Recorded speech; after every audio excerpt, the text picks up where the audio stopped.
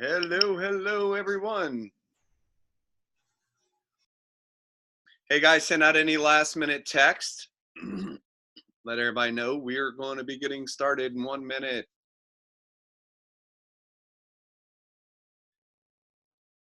Welcome, everyone. Welcome.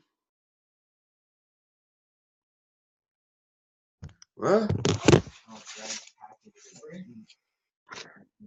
Yeah.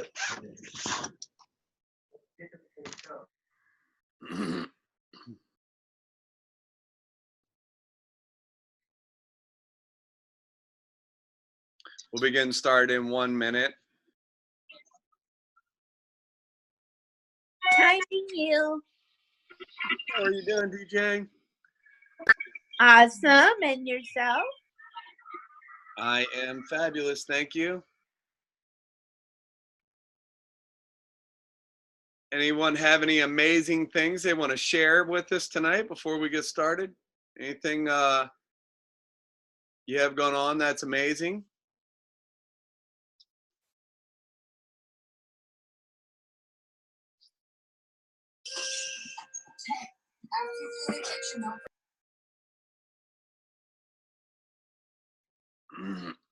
All righty.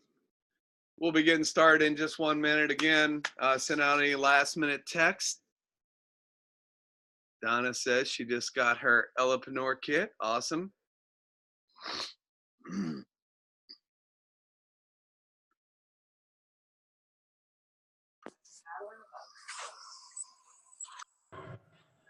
Hi, Chris. This is Amy. And I just wanted to say that my team's doing really good. We have over 82 new customers this month. Awesome. Congratulations. Great stuff. 82 Thank you. new customers.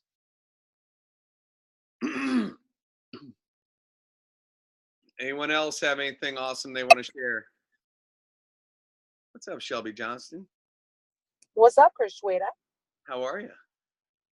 Fabulous.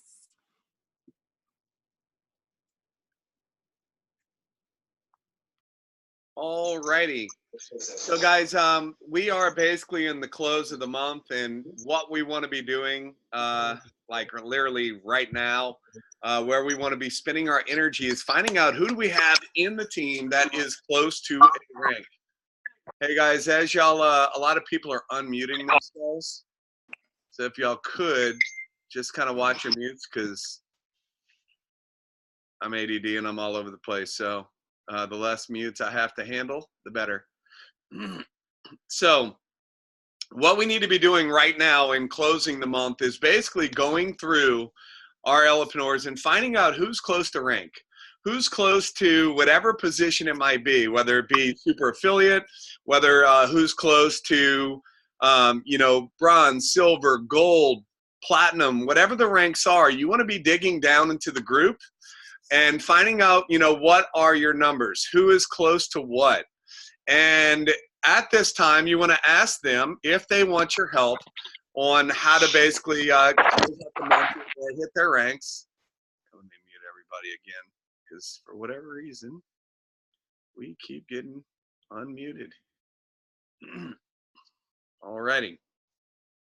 So with that, we want to be going through and finding out who is close to what rank and then helping them move forward and hit those ranks. At this time of the month, this is the time that we can pour belief into people. And what you also want to realize, and we talk about this a lot, when we're sharing what it is that we're doing with new people. And when we talked about launching this team originally, we talked about how we were going to make people feel and showing them that, that we are there for them, that we do care about them. I've been spending the last few days literally, dialing down into people's teams and calling the people and asking them if there's anything that I can do to help them close the month. And what that does, it shows them that there is that personal touch, that there is someone that truly cares about helping them, succeed out there. We talked about the 6 basic human needs. We talked about, and I'm not going to go over certainty and uncertainty, but we talk about significance. We talk about connection and love. We talk about contribution, and we talk about growth. And guys, now is the time that people get to see that, you know, what they do, even if it's just a little bit, even if it's a customer, even if it's a promoter, that they are significant and that they do make a difference and that they are contributing. And guys, that's you know, the philosophy that we started this with. And we want to continue to make sure that we're making people feel that way.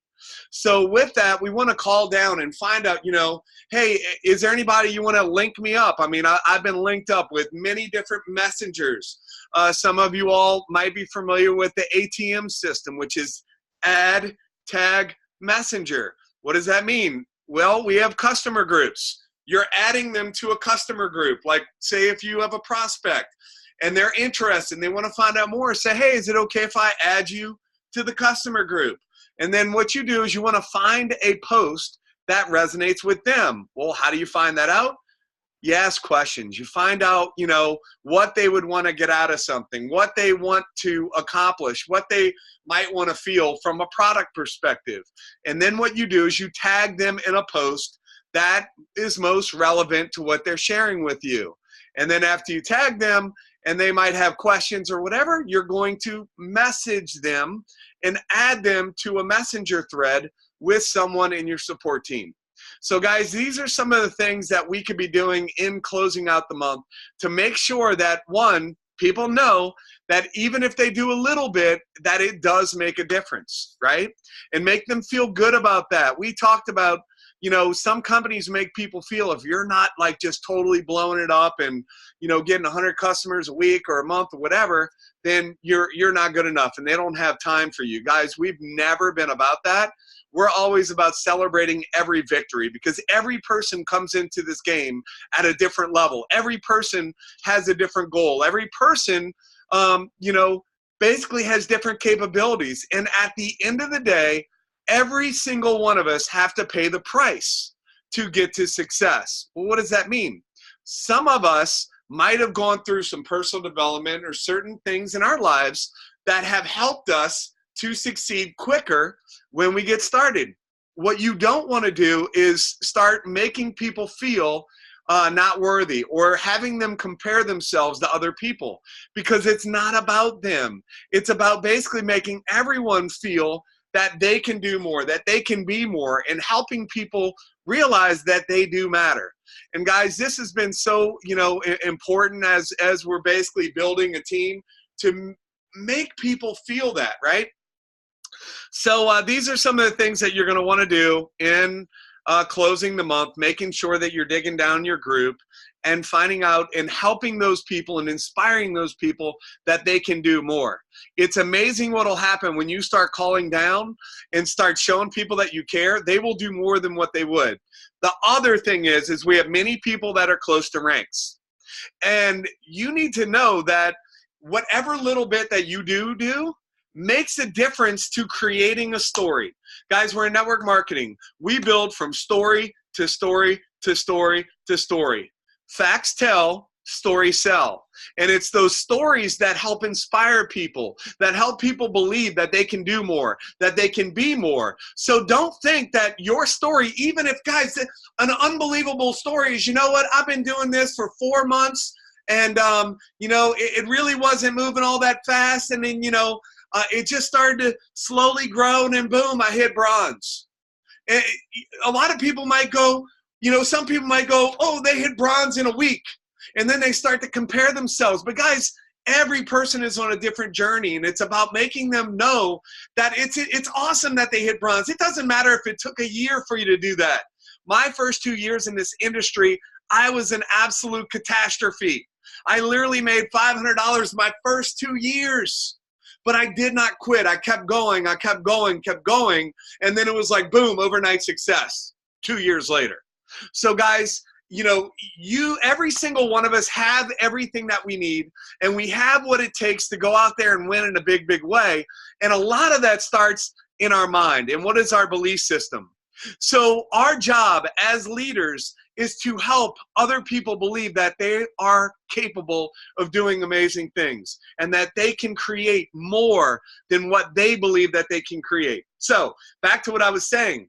guys, that one customer that you get closing out the month could possibly help somebody break rank, could possibly help push that person over. They might have been a couple $100 shy and you got a new customer, or you enrolled a new promoter that basically ordered some product and that made this person hit that rank.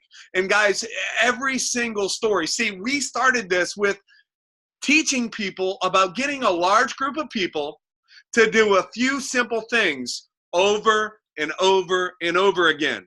It's not about the big deal. It's not about those people that are going out and getting hundreds of customers. Hey, those people, hey, you're awesome too. We don't want to take anything away from that. But it's about showing everyone that they can do it as well. So your story matters, even if it's a long story, even if it takes the fact that it took me 2 years to go out there and create any kind of success can help inspire someone else that, hey, you know what, I can do this. Because what happens is it's easy for people to find reasons on why they can't do it. They've been told all their lives that they're not good enough. You'll never amount to anything, or this or that, or whatever story they've been told, and a lot of them have bought into it.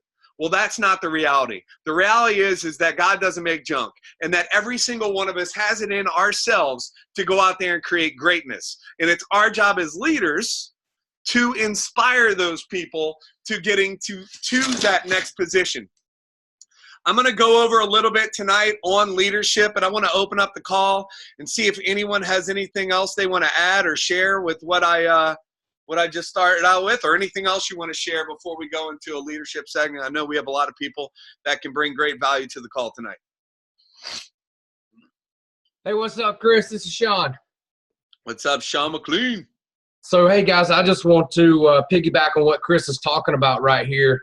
And, I just want to bring some awareness to you that every single one of us on this call tonight is leading someone in some fashion, in some way in our lives.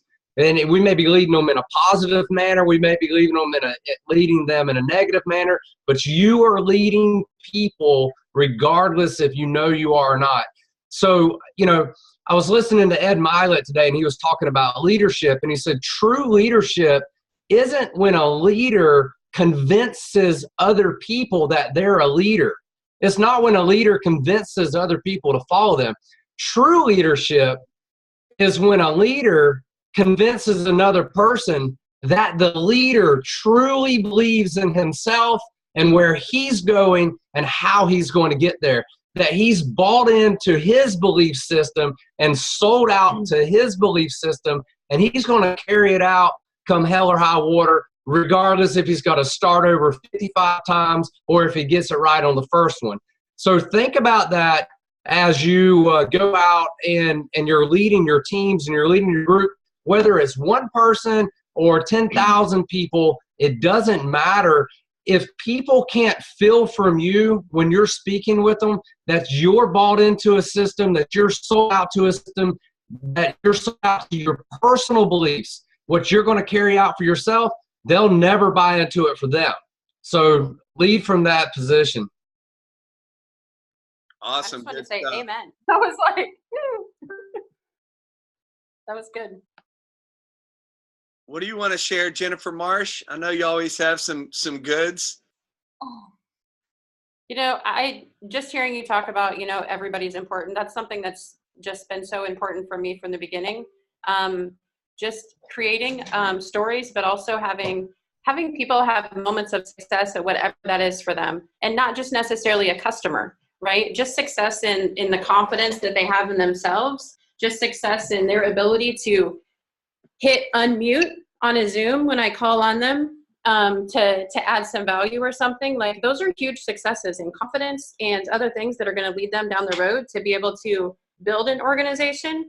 And it just makes me so happy to think that we have more people here able to be successful in a lot of different ways that they've never been able to sprout before. But it takes us believing and having confidence in them, and not wavering on your own confidence. Just be sure, like, Sean was saying, that, I'm confident in what I'm doing. I know that I'm in the right place, and I'm willing to take as many people there that want to go with me, and I'm willing to put in the time. I show up on the Zooms. I show up. I call them. I message them. I hop on a Zoom when they have questions.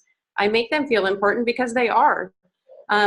I just don't want anyone to leave under my organization and say the support was never there, you know, that nobody ever took the time with me, nobody ever cared. And I just really would feel awful if anyone left and said that. So I just want to know that we're passing on the need to love on our people like we do our kids. Speaking of, like, love on your children, teach them to love on their children, teach them to raise them to be responsible. We can't expect to have our babies and dump them out to 20 years old, right? We hold their hand, we take care of them, we nurture them, we show them how to love and care for other people. And then, you know, eventually they grow up to be adults, and we can't expect that all of our new baby yellowpreneurs come in ready to be platinums, because they just really aren't. And so thanks for adding value, Sean and Chris. Can't wait to see you this week. Awesome. It's going to be fun. Anybody else have anything they want to share? Remember, and we talk about this all the time, but this is your team call. This isn't, you know, any leader's call. It's not Chris's call. It's not, you know, Jennifer's call. It's not Sean and Kim's call. It's basically your call. So when you start taking responsibility and start taking ownership of not only the call, but your business in general, you know, things turn to another level. A lot of times, you know, what leadership is, I'm reading this book again, Launching the Leadership Revolution. But what leadership is, you know, one, influence, but it's about leading yourself, right? Because I had a mentor tell me that a leader of one can lead many, but if you can't lead one yourself, you can't lead any. And the thing is that you have to learn how to lead yourself. I was talking to Robin Grigsby earlier, and we were just talking about emotional management. We were talking about managing your emotions and managing, you know, how you feel about certain things, because guys, we have the ability, and when you recognize that you're in charge and that you decide on whether you get upset or not, whether you get, you know, basically rejection or not. Rejection is a lie. It doesn't exist. It's not real. It's something we make up. There's no such thing as being rejected, right? Like if I said right now, you know, Sean, I reject you. Unless he decides to feel rejected, there is no thing, like it doesn't matter, right? It's about our decision. And, you know, another mentor, and I have some mentors that were individual mentors that I basically actually coached with, and I have some that I listened to their audio program so many freaking times that it just comes out, right? That it just basically came. And that'll go into, guys, there's 4 types of knowledge. And I'm reading in Launching a Leadership Revolution, it talks about, and I'm going to go into this. I'll jump around a little bit, guys. But the first level of leadership, according to John Maxwell, is positional leadership. There's some people that have ranks that are leaders because of their rank. But a rank or a position does not really make you a leader. Then you have permission leadership. And that's when you have permission to lead those people based on they're allowed to lead because their followers allow them to lead them, right? Because, and that's one of the things when we do welcome calls, we ask someone, how do you want me to coach you? How do you want me to support you whenever you're having challenges? Do you want me to kick your butt a little bit? Do you want me to be straight? Do you want me to beat around the bush? I mean, how do you want? It's about getting permission. You can't coach someone that's not willing to be coached. It's like someone that's an alcoholic. Unless they want to quit, they're not going to. And it doesn't matter how many programs you put them in or whatever. They're not going to stop doing drugs or alcohol if they want to do it. It's just like smokers, right? You either want to smoke or you don't want to smoke. But you can't quit smoking if you don't want to quit smoking. And no matter what you tell them, they're not going to quit, right? Then you have production leaders. You have people that are just producers. Well, guys, when I started to win in this industry, I was a production leader. I was not a real leader. Because no one was following me. I finally got off my butt and quit making excuses and started to produce. And every single month, I was making between 75 and 100 and something sales, month after month after month for over 2 years. And I finally got, I'm like, this is a bunch of crap. It's all about what I'm doing. And I really bought in at that point. It's like, I'm never going to qualify for this rank again without it being coming from team. It's not going to be me doing it. It's going to be team doing it. Mute that. So guys, there's production leadership. And then there's the people development. And that's developing people. That is pouring into people, kind of like what we were sharing earlier, and helping people believe that they can do more and be more and all that. And then there's the personhood / personal development, to where people want to be like you, to where you can start developing other leaders, right? And I'm going to go into, let me see, 5 level, blah, blah, blah, blah. This is another scenario coming out of another book. And let me see, this is From Good to Great. And it talks about a learning leader. And then you have, and it goes through 5 levels. So we talked about positional leadership, permission, production, people development, and personhood. Now we're going to a learning leader. Guys, so I started off with learn knowledge. And that's where you're learning, what do I say? Guys, it's not what you say, but how you say it. We went over that last week. We went over the fact that words are only 7% of communication. 38% is tonality, how you say it. And then the other 55% comes from your physiology and your body language, right? So you have learned knowledge. You have activity knowledge. Now my brain went away. I was like, what was it all about? Activity knowledge is the act of doing it. The only way to learn how to swim is to jump in the pool. The only way to learn how to ride a bike is to get on the darn bike and pedal the thing, right? So you have learned knowledge, activity knowledge. And guys, as you do it, as you do the thing, Arthur Schopenhauer, I believe it is, says if you do the thing, you'll have the power. If you do the thing, you'll have the power. It's like when I was like making excuses. Well, as soon as this happens, I'm going to do it. As soon as that happens, I'm going to do it. Guys, it happens when you do it. You get better by doing it. Look at your job and what you do now, or your business, whatever it is that you do. When you started, you were not as good as you are now. You always get better at things by doing it. So activity knowledge is number 2. Modeling knowledge is number 3.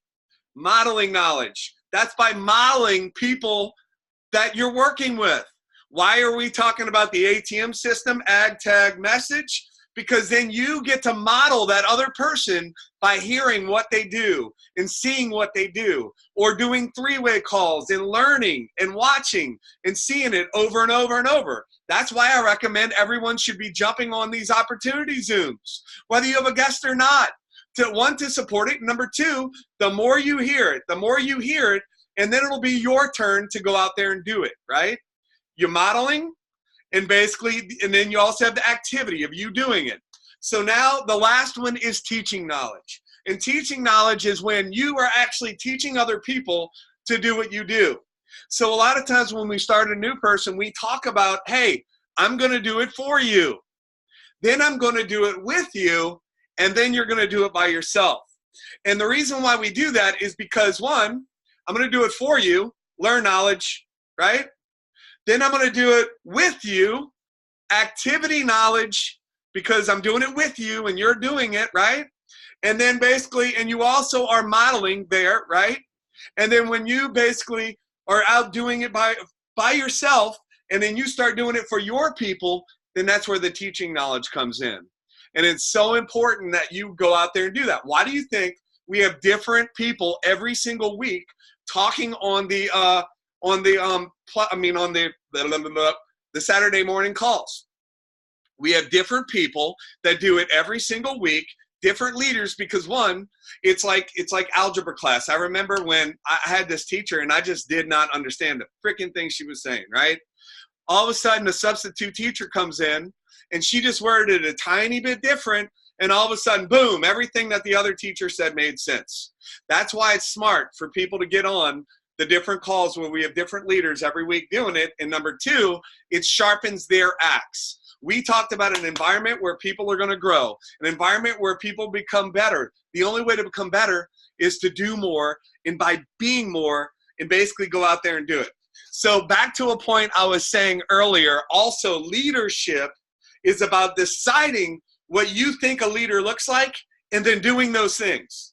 It's not any more complicated than that. Like if you want to be a good spouse, think about what would a good spouse do? And then go do those things. It's pretty much that simple. Look at what would a good leader do. And a lot of times people want to judge themselves, well, I'm not good enough, I'm not whatever. Well, all you have to do is act the way you think a leader would act. And then you become that person. It's really that simple. So, all right, so I'm going back to good to great. We got learning, we got performing leaders, we got leading leaders, right? Where we were talking about production leaders in the other book. And then developing leaders is number 4 in good to great. And developing developers of leaders. And that's when you're on level 5. So I'm going to go over this last thing. I'm going to open the call back up. And this is talking about the 5 levels of leadership from this book. I just went over some notes from some other books that I've read. I also want to point that out. Guys, you don't have to read if you want to create some success. But for you to become better or for you to be more, you have to learn more. You have to start working on yourself. You have to sharpen that axe. And I forgot who it was. I think it was Benjamin Franklin said, you know, if he was going to cut down a tree and he had 5 hours, he would spend 4 hours sharpening his axe and an hour cutting down the tree. Guys, the more you sharpen your axe, the more you practice, the more you work on yourself, the easier this becomes. How do you do that? 1, activity knowledge is 1. Then go into the learn knowledge. Read some books. How about you pick up How to Win Friends and Influence People or Think and Grow Rich? So this is talking about the different levels of leadership, and it talks about the foundational qualities in the learn knowledge, in the learning leaders. So number 1 level is learning leaders. And that's where you're learning, all right, how does this all work? Number 2 is performing leaders, where we were talking about production, going out there and doing the deal, showing people, hey, I'm producing as well. Then you got leading leaders, which are leaders that are actually leading other leaders, or they're leading. And then you have developing leaders. That's where you start to develop other people to become a better leader. A lot of my time is actually spent talking to leaders, and then we're talking about their organization and how to basically run those. Guys, 20 years in the business. So, you know, over time, I've been able to move up through those levels of leadership. And then the 5th is developing leaders who develop leaders. And you know, that is when you are really moving up to the next level. And that's basically when your leaders are developing leaders. And that's just an incredible place to be. So guys, that's out of launching the leadership revolution. I'm not going to talk any more about that, but anybody else want to add anything? I'll open it back up. Don't everybody jump out at once. It's chaos. Hello, hello. What's up, Francisco? Doing awesome, doing great. That was powerful what you shared there. I love your energy that you're transmitting from that book, and now it's giving me the wanting of reading that book also. So when I talk about leadership, I have to do an example that I always like to use. Many years ago, thousands of years ago, there was a teacher, a master. This teacher was going to have dinner with his students. Let's put it this way, okay? But he decides to grab a bucket, fill it up with water, and he grabbed each one of the students, sit them, and start cleaning their feet. They start putting water into their feet and cleaning their feet. And the great thing about this leader and this teacher is that all the students start, feeling ashamed and telling them, teacher, don't do that. We are the ones that's supposed to do that to you because you are our teacher, our master. And he said, you guys call me teacher and you're doing well because I am. But if in order for me to teach, to lead, I have to serve. I have to serve first. I need to be a servant of you. And that's why I need to do this. So for me, leadership is being a servant. It's being someone that serves people with love and passion and compassion and can drive other people to become servant leaders or servants. If you don't have a heart of to serve, you will never be able to live a fulfillment life, because it's awesome how we can accomplish a lot of things when we serve. So for me, it is just unbelievable how this team has served to me, and I love the fact that for the first time in many years, I am part of a real team that doesn't look of anything. You guys are amazing. No matter how my accent is, you always are there to listen to me, you know? I know Chris always is mocking me and doing all that stuff, but he's allowed. But leadership, yeah. Awesome. So yeah, I can't wait to see you guys in Dallas. I'm so ecstatic, and let's keep serving people. Let's keep serving. That's what we need to do. Awesome, guys. And, it's funny when I remember when I first started talking to Sean and Kim, and they were sharing, about the events and how for them it was like a family reunion, and that's what it was all about. And that's what the events were about. And guys, it's so amazing, and we're so fired up and excited to be able to connect with everyone when we go to the event, and really spend time and get to know people. That's where I actually got to know a lot of the people in the team, was at events. And then, many of us have become very, very good friends because of it. Like, I met Gavin Teague at an event, and the next thing you know, he's coming home from the event to my house and stayed with me for 2 weeks the first time. And then, he stayed another week and another week, and then I've had Sean and Kim come and stay with me multiple times. I've had, Ricky come and stay with me. I've had a bunch of people in the team, and really, guys, I have an open house where if anybody wants to come and spend some time, get to know, and build the business and do things together, we have an open house for that. And, it's about the relationships or first over anything else. So Sean, do you want to talk anything about that? Talk anything about the events and the importance of them? Again, we're not guilting anyone, or you should be there. But yeah. So, you hit the nail on the head, bro. By the way, mark out the calendar for Thursday night, because there's not going to be enough room for anybody else to crash your pad. We're bringing at least 5 of us through on our way to Dallas. So for Kim and I, it literally is a homecoming each time we get to come to one of these events. And yeah, it's cool. We're going to learn some cool stuff. We're going to hear some cool things. But for us, it's 100% about just being able to hang out with our new family. And it just goes back to servitude. Did I say that right? Yep. I never say it right. Servitude. There you go. Serving people. And I believe it was Zig Ziglar that said it 30 years ago. If you'll help enough people get what they want, you'll have everything you need in your life. Everything. Right, Francisco?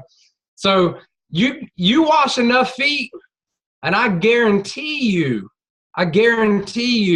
anything and everything that you need and you want will be met.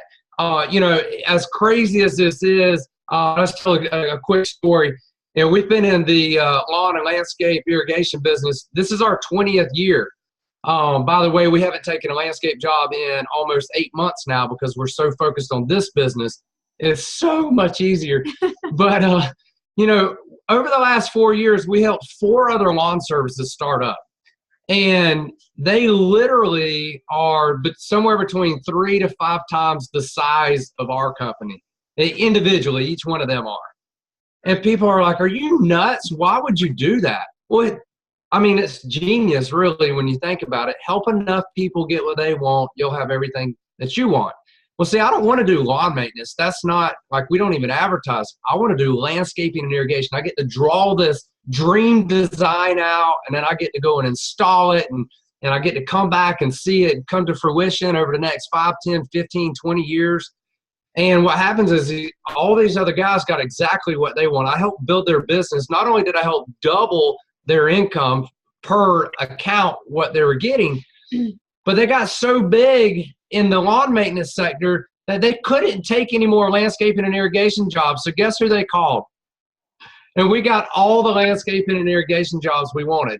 So now we're fortunate enough not to have to do that. But it's just a real small example of when you just serve people where they are, serve people in their need. You know, we lived in Honduras on the mission field for a couple of years, and you know, it wasn't on purpose, but we would host teams that would come down. It might be 5 people, might be 60 people, and they would stay for 7 or 8 days, and they'd work in whatever area that we had made arrangements to do so.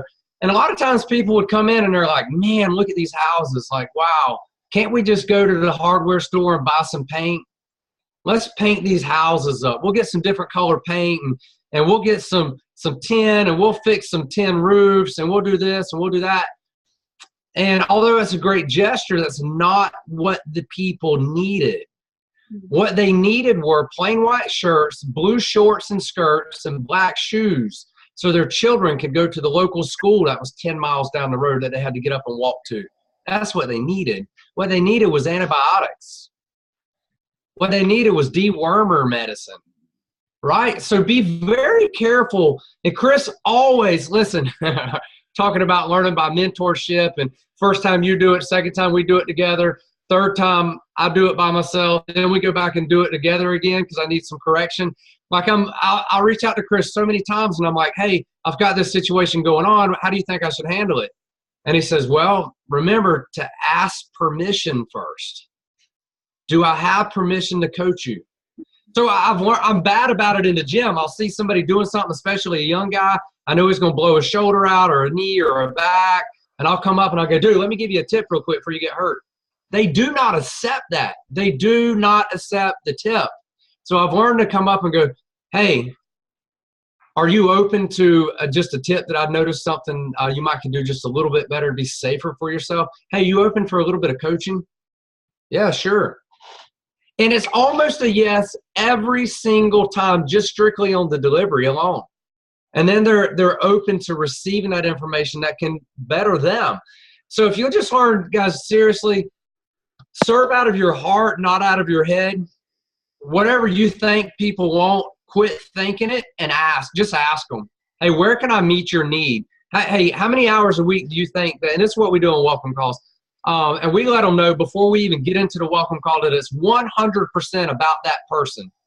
And the reason we're on this welcome call is not only to welcome you into this business, but to set our expectations of ourselves in the manner that we're going to be serving you. And if you only want to work this business 5 hours a week, that's cool. We'll match you at 5. But if you want to run 50 hours a week, that's cool. We're going to match you at 50. What I'm going to guarantee you is that you're not going to outwork us. So we just want to find out where your mindset is. Where are you at in this? Is it a hobby? Is it something you want to take full time? Or are you starting out part time? And we literally want to meet them where they are. 2 reasons. One, maybe they just do want to enjoy it and kind of work it as a hobby. And if I'm putting it on them, boy, you want to run, let's run, but they ain't ready to run, then I'm going to blow that person out of the water. I'm going to over-serve them. I'm going to bury them. They're not going to see it as servant, as me serving them. And so, and then 2, if somebody wants to put in 50 hours a week, and I call them once a week and talk for 5 minutes, it's not going to cut the mustard, right?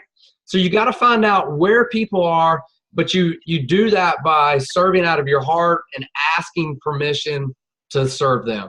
So just kind of piggybacking on what you're saying, brother, like that's the crux of our business. And I want to take this one last opportunity to say, if you have not had a welcome call, reach out to your sponsor and say, I need my welcome call, bro, or sis. I need my welcome call, sis. And guys, if you haven't been to a convention yet, get there. Can't wait to meet you in person. Can't wait to hang out, hear your stories. And this is what I honestly believe. I don't want to keep us on here all night, but I honestly believe, Chris, that every single person on this call, every single person on this planet has a gift and a purpose and a reason. And if you're not operating in your gift and your purpose and your reason, you're robbing me and you're robbing my family and you're robbing everybody else on this call.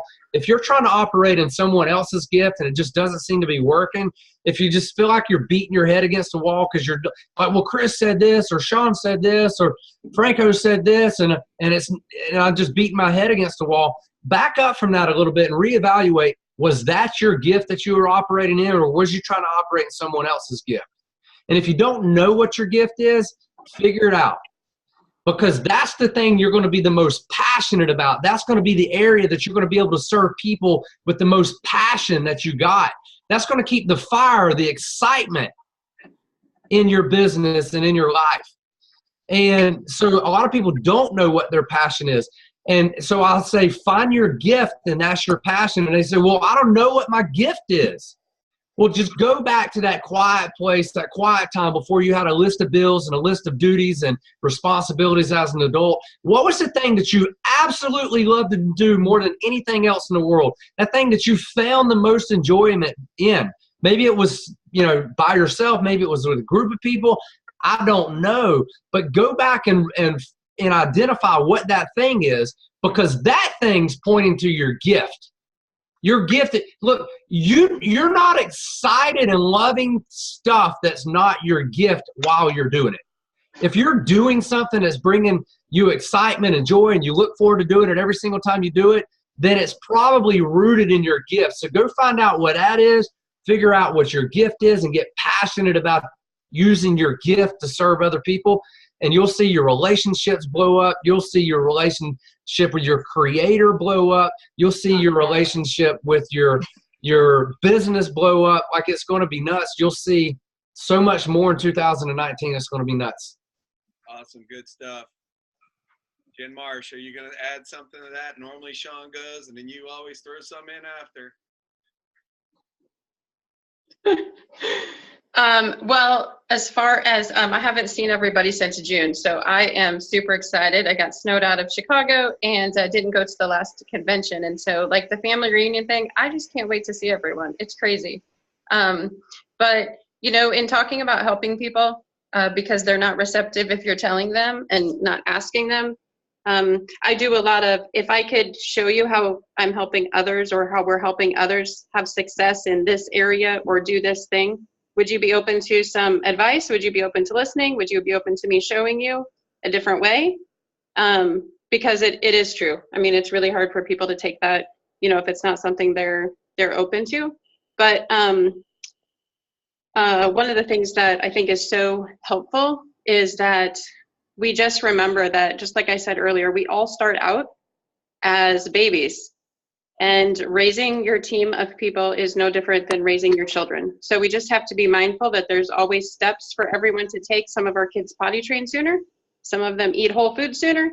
Some of them learn to read sooner. Eventually, they all get to adulthood, right? All in different facets. Some of them are leaders by the time they're 20, and some of them are much older and they're still trying to get the grip of it.